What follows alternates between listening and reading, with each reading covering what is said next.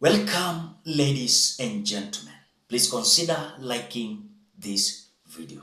When you like this video, you automatically support the work that I'm doing in this video. Please consider liking the video. I will appreciate you so much. That is an assurance that you support me fully. Now, ladies and gentlemen, the fake fertilizer scandal is taking a new turn. Wakati the subsidized fertilizer tender ilitokea, wanatuambia kwamba two companies ilipewa hii tender. One company called Kel Chemicals, another company called MEMS Distributors. Hii Kel Chemicals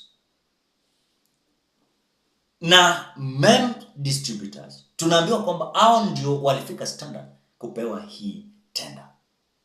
Now, when the fake fertilizer scandal ilitokea, tunaambiwa kwamba the cabinet minister of agriculture anatupia lawama sana Kel Chemicals.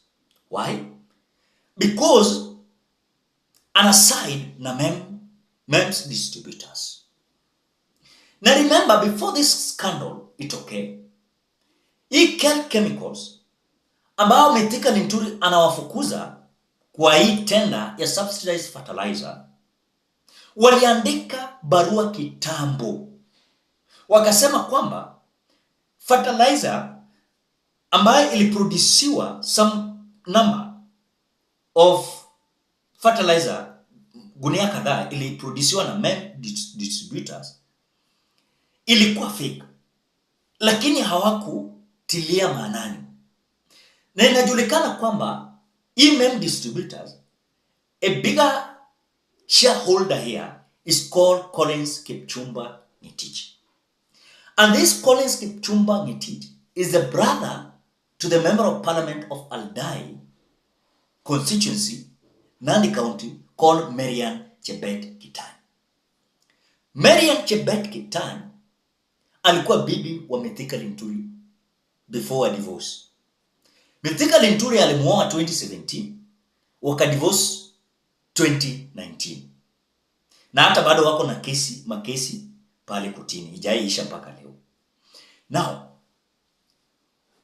hii kampuni ya Kel Chemicals wameshapigwa vita, hata wamefukuzwa. But Mithika Linturi anaside na hii MEMS Distributors kwa sababu mwenye hii MEMS distributor ni Collins Kipchumba Ngitich, ambaye ni brother ya Marian Chebet Kitany, ambaye ni member of parliament of Aldai, Nandi County. Na huyu Marian Chebet inasemekana kwamba alikuwa bibi wa Mithika Linturi before a divorce 2019. Kuna jambo hapa. Na ndio maana wakati Mithika Linturi appeared in an interview at Citizen TV, alibangaiza hii maneno ya fake. Hakutaka maneno kusema issue ya fake. Ndio maana wakati alikuwa anaulizwa what is the opposite of fake, anasema substandard. Na hata kueleza vitu yenye hieleweki. That fake conversation, what is the opposite of fake? Genuine. So is the substandard fertilizer genuine? The substandard, you know, this thing can only be understood by scientists when it comes to issues to defining what is correct, what is not correct, because the one will not, or an imitation will not apply across board to really to be used as an example of the other. So you must really compare, and I wish we had experts here, because they are the ones that will also tell you, if you feed this fertilizer at 25% of nitrogen or phosphorus at 10, can the plant really grow to a certain level? They will tell you it is yes, but it will be deficient of that particular nutrient. So the issue should be then, because it is deficient, it's malnourished, then the next thing is how you can remedy the situation. So is it genuine? What? The fertilizer you're talking about, is it genuine? The fertilizer I am talking about lacks the necessary percentages of the compounds required by a plant, and also especially for the formation of the root, and also for the formation of the living of the plant, and the immunity of the plant. Okay. So it will have taken less than what it is required. So you don't want to commit on whether it's fake? You know, I'm telling you, it is not possible. And please understand that these are just semantics. People have taken this matter and politicized it. But if we were people who have no interest completely and are interested to explaining the public to understand the difference. It's like, I will continue saying this. In a matter of fact, Kenyans, tunachezewa na akili zetu usiku na mchana. Do you remember when Moses Kuria was the CS of Investment, Trade and Industry? Do you remember what happened when it comes to edible oil, the importation of maize, rice, sugar and other commodities? Ni nini tuliambiwa? Kulikuwa na scandal. Na hii scandal, Mithika, Linturi na Moses Kuria walitajwa kwa hiyo deal. Now, hiyo ilienda ni kama ilipotea, tukasahau, tukasema hapana. Anyway, wacha tuachane nayo. Tukachezwa, tukafichwa, story kaisha. Now again in this fake fertilizer, kuna individuals wako ndani na tunachezewa hapa.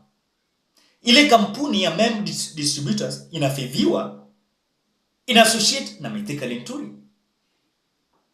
Na inaonekana kwamba Mithika Linturi anafavor hii mem distributors.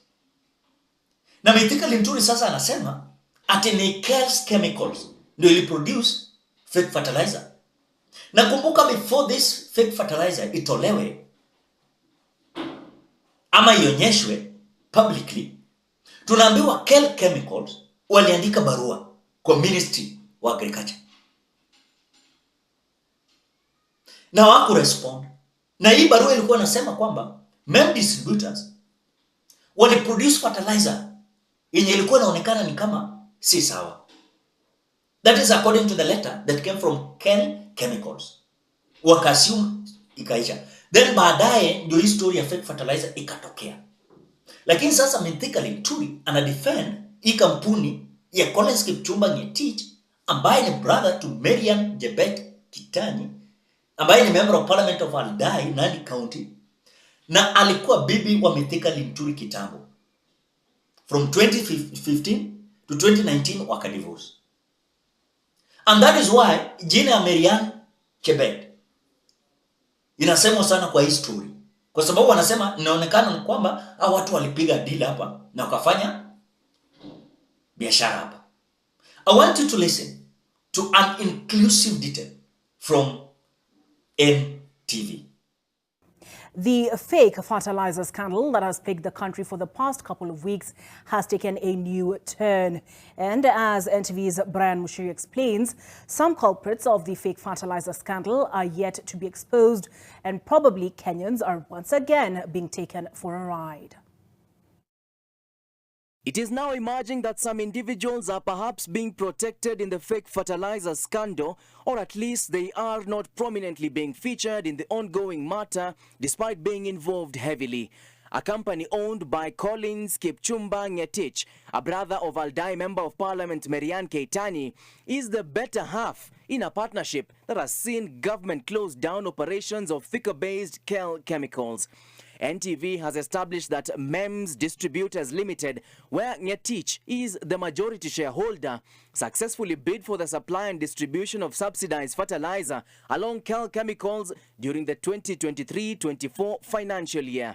Linturi and the Aldai Member of Parliament were embroiled in a protracted divorce case that was later dismissed by the court but mutated into property disputes, some still in court to date.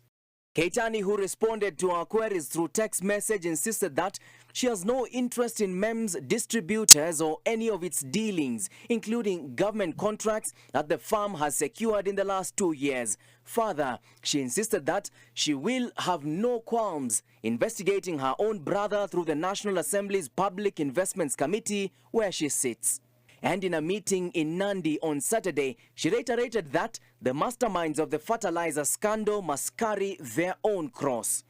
Hawa wenye walienda kutengeneza fertilizer fake, muache kuandika vitu kwa mitandao, muache kufanya nini, tafadhali. Yesu alibeba msalaba yake mpaka akasulubiwa, wewe beba msalaba yako mpaka siku ile utasulubiwa. Cabinet Secretary Mithika Linturi did not pick our calls to his known mobile phone number. He also did not respond to our text and WhatsApp queries on whether he knew that a company owned by his acquaintance was awarded a contract under his ministry. We also asked Linturi whether he saw a possible conflict of interest in the contract award. Ngetich answered our call, but requested for 2 hours as he was not in a position to speak. He did not return our calls, did not pick further calls, and also did not respond to text and WhatsApp messages sent to his known mobile phone number. Documents that Linturi submitted to the Senate's Agriculture Committee on Thursday last week indicate that MEMS distributors and KEL Chemicals were jointly awarded a contract for the supply of some 550,000 bags of fertilizer across the country. While the two firms had a joint bid, only KEL Chemicals has been sanctioned as Linturi on Friday ordered for closure of the Thika-based firm's operations. On April 4, 2024, KEL Chemicals wrote to MEMS distributors stating that 3,000 bags of fertilizer manufactured on the 5th of March 2024 did not meet the required standard. The firm added that it had sent samples to the Kenya Bureau of Standards (KEBS) for further investigations and that corrective action had been taken immediately. Curiously, MEMS distributors has been missing in all Ministry of Agriculture statements on the fertilizer saga, with Linturi only pointing the finger at KEL Chemicals. MEMS Distributors Limited was registered on the 16th of July 2013. Ngetich owns 7,800 shares in the company and Peter Odera Orwa owns 200 shares.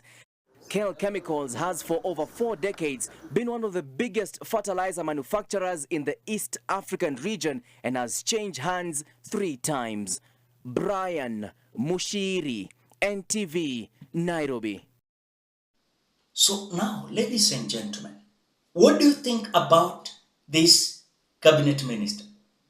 I think in terms of incompetency, he's having that percentage. He is so incompetent.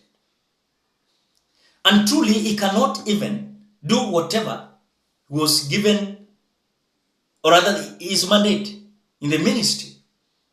Because you cannot tell us we are having a businessman who is rewarding his friends or family members, the tenders. And I told you here very clear, and I will repeat. That is why in this Kenya Kwanza government, tenders mingi hakuna. Ile ya kuadvertisiwa inawekwa kwa gazeti hakuna. Hii tenders wanafanya wao, wako na makampuni wanafanya biashara. And if you expect William Ruto government to advertise tenders, then I'm sorry for you. And that is the situation where we are. And Mithika Linturi will appear kwa television yoyote na ata defend kwamba hakuna fake fertilizer because anajua ukweli unajulikana sasa. Ladies and gentlemen, what do you think?